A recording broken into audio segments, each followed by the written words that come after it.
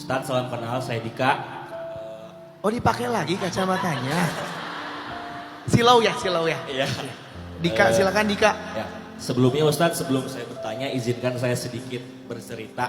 Jadi, saya ini beberapa tahun terakhir ini sedang mendapatkan ujian berupa kehilangan Ustadz. Jadi, kehilangan keluarga, bisa disebut harta, atau juga ada kehilangan yang saya kehilangan kesempatan yang saya rasa itu tuh bisa membuat diri saya bisa lebih baik lagi. Pertanyaan saya ada dua Ustadz. Yang pertama, apa iya semakin besar ujiannya, semakin berat ujiannya, Allah akan ganti dengan yang lebih besar lagi. Kemudian yang kedua, perihal ikhlas Ustadz, mungkin akan terdengar agak dosa ya, cuman saya kok merasa ikhlas itu bohong ya, karena yang saya rasakan beberapa tahun ini, saya tuh menjalani hidup terpaksa kemudian terbiasa. Jadi saya tuh ingin bertanya yang kedua, gimana sih cara dan rasanya ikhlas itu?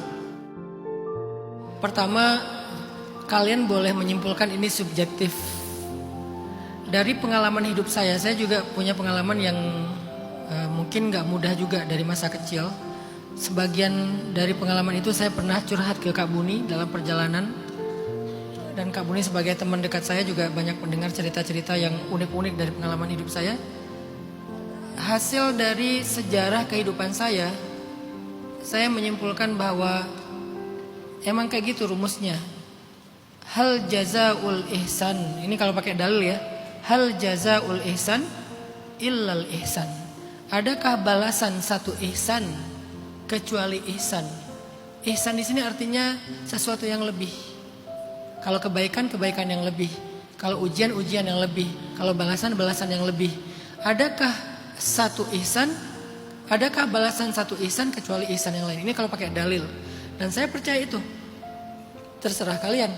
Saya punya pengalaman hidup, saya punya sejarah, dan saya percaya bahwa ihsan itu dibalas ihsan. Allah gak pernah menzolimi sekecil zarrah pun hak kita dari setiap kebaikan yang kita lakukan. Walaupun kebaikan itu sifatnya pasif, yaitu kesabaran, ketabahan, bertahan, gak nyerah dulu. Bukan yang aktif beramal soleh, bertahan aja. Sampai Nabi mengatakan dalam hadisnya apa?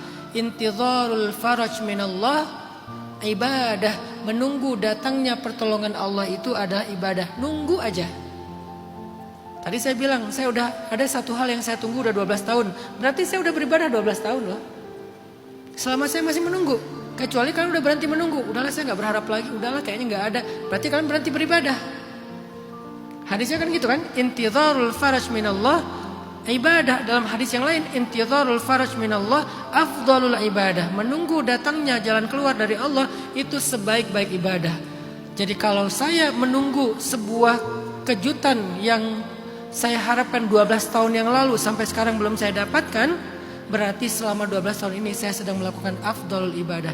Apa itu afdalul ibadah? Kalau yang sunnah, malamnya tahajud, siangnya puasa sunnah, sedekah, tilawah, itu afdalul ibadah. Kalau ziarahnya umroh, itu afdalul ibadah sunnah. Kalau yang wajib, sholat wajib, puasa Ramadan, haji, itu gak masuk. Yang disebut dengan afdalul ibadah di sini, afdalul ibadah yang sunnah.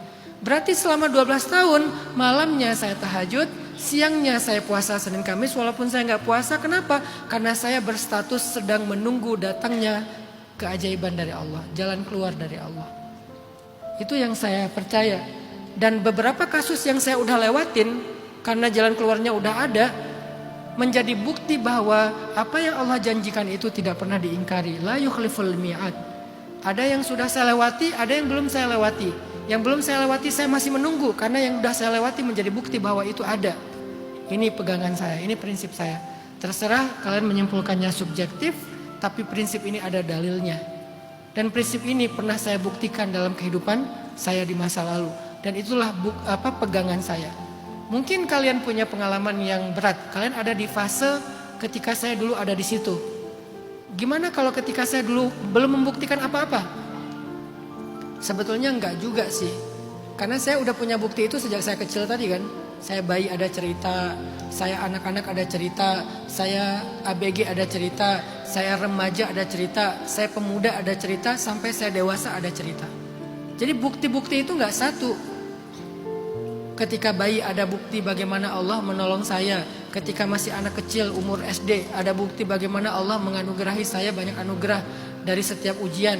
Ketika SMP juga ada, SMA juga ada, kuliah juga ada, udah menikah juga ada, punya anak juga ada, anak masih kecil ada, anak udah SD ada, anak sekarang udah remaja ada. Jadi setiap penggalan-penggalan hidup saya itu ada banyak bukti kalau Allah itu nggak pernah ninggalin saya dan Allah itu nggak pernah ingkar janji kepada saya bahwa bersama dengan kesulitan ada kemudahan dan semakin besar kesulitan semakin besar kemudahan. Yang kedua, katanya ikhlas itu kayak nggak real. Seringkali kita terpaksa lalu terbiasa. Apa sih arti ikhlas? Sebetulnya teori ikhlas ini bukan teori agama aja. Dalam mental health juga ada teori ikhlas. Namanya the power of acceptance. Kekuatan dari penerimaan. Dan itu adalah salah satu di antara kunci kesehatan mental. Ketika seseorang bisa menerima kenyataan, bisa berdamai dengan kenyataan, apapun prosesnya, apakah awalnya terpaksa atau dari awal dia memang udah lillahi ta'ala, intinya akhirnya dia menerima. Maka ketika dia menerima, saat itu juga dia merasakan kenyamanan hidup. Ketika dia udah mulai bisa berdamai, dia mulai merasakan kenyamanan hidup. Tapi bukankah kalau kita bisa berdamainya karena Allah itu jauh lebih baik daripada berdamai karena terpaksa, karena terbiasa? Nah pertanyaannya, gimana cara kita menerima karena Allah, berdamai karena Allah? Balik lagi kepada konsep ridho, konsep ikhlas. Siapa yang berdamai menerima sesuatu karena Allah, maka Allah sendiri yang akan memberikan balasan untuk dia. Kalau kita menerima sesuatu karena terpaksa, nggak punya pilihan, karena udah terbiasa juga dengan hal itu, ya udahlah, kita cuma menjalani kenyataan hidup, nggak lebih dari itu. Menurut saya sih sayang banget ya, karena tidak ada yang berubah tapi rewardnya beda. Kenapa kita nggak ngambil reward yang lebih, sementara nggak ada yang berubah dari kenyataan itu? Kita sama-sama nerima, yang satu nerimanya karena terpaksa, karena udah terbiasa, yang satu lagi nerimanya karena Allah. Penerimaannya nggak ada yang berubah, kenyataannya nggak ada yang berubah, tapi hasilnya beda sekali. Kenapa nggak makanya dalam Islam teman-teman, amalan yang paling ringan tapi paling dahsyat hasilnya itu niat. Niat itu nggak ada effort loh, nggak ada niat. Kamu lagi ngapain? Lagi berniat? Nggak ada kan? Nggak ada. Niat itu nggak ada effortnya, karena niat itu amalan hati.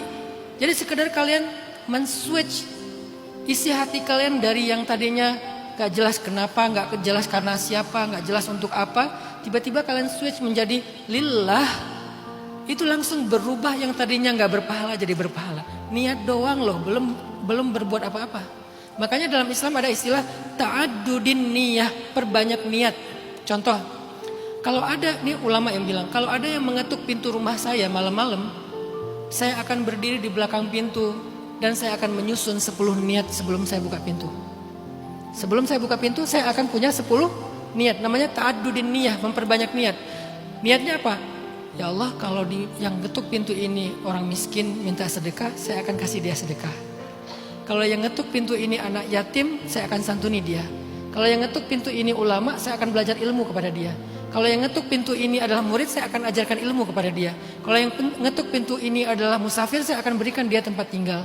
Kalau yang ngetuk pintu ini adalah misalnya apa, saya akan, pokoknya 10 kebaikan dia niatkan, baru dia buka pintu. Pastinya cuman ada 1 dari 10 itu kemungkinannya, tapi dia dapat pahala seperti beramal 10 amal soleh. Itu dahsyatnya Islam. Jadi kenapa harus melakukan sesuatu tanpa niat? Niat itu kan akad. Niat itu akad, berakad aja sama Allah. Ya Allah, aku terima ini karena aku percaya Engkau tidak ingkar janji. Ini karena Engkau ya Allah, aku ridho, aku ikhlas. Udah, cuman merubah itu. Gak ada yang berubah dari kenyataan kita.